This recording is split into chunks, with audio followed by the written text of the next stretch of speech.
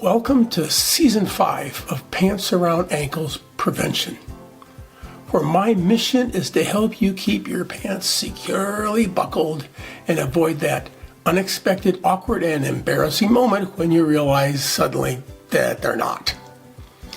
This season, we're going to do things a little differently with Shorts Around Ankles Prevention. Quick, power-packed episodes designed to deliver a punch of truth to help you wake up to a new perspective. Let's see what today's short has in store. Do you understand work? I mean, do you really understand it? Most people look at work as a way to earn money so they can put a roof over their heads and food on the table. Now, that's not wrong, but it's a simplistic way of looking at work. By analogy, just because you can add, subtract, multiply, and divide, it doesn't make you a mathematician. Many of the people I work with are very successful businessmen and women, but they just sort of stumbled into their profession. Some did what their father did.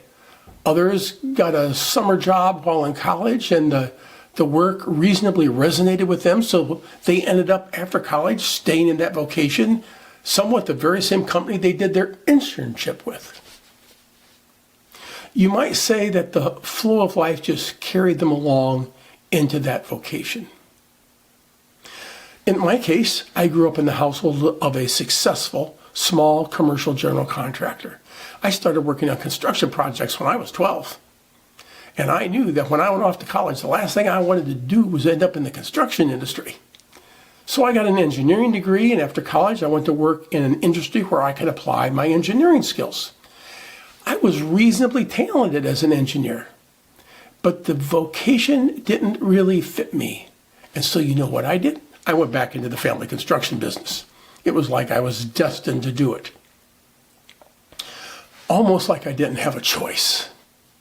I call that karma.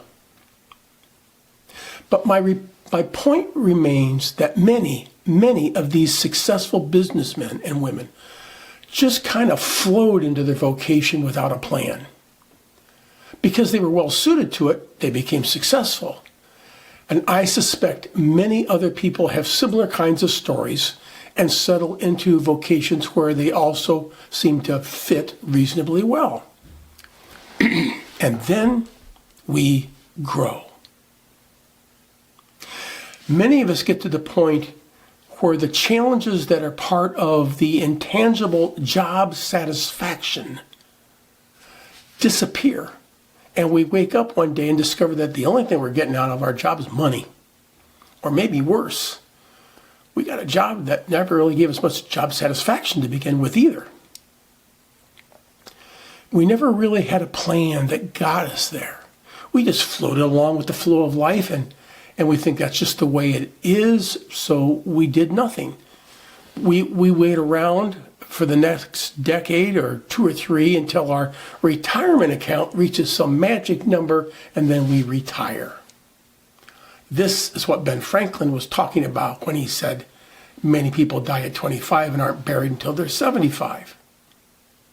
No. Einstein said, work is the only thing that brings substance to life. Honoré de Balzac said, all happiness depends on courage and work. Proverbs says that work is the best teacher of a man. Now, these quotes are not all saying the same thing, but they're all suggesting that there's something to work besides money. And if you're not connecting to what these 3 quotes are describing and wish you could, perhaps it's time for you to start digging deeper into life. Or you could read the remaining part of this essay in our Waking Up newsletter. I'll see you there. If you'd like a deeper dive into this topic, consider subscribing to our newsletter, Waking Up, where we will explore it in even more detail. And if you found this episode helpful, be sure to subscribe to the podcast so you never miss an episode. See you soon.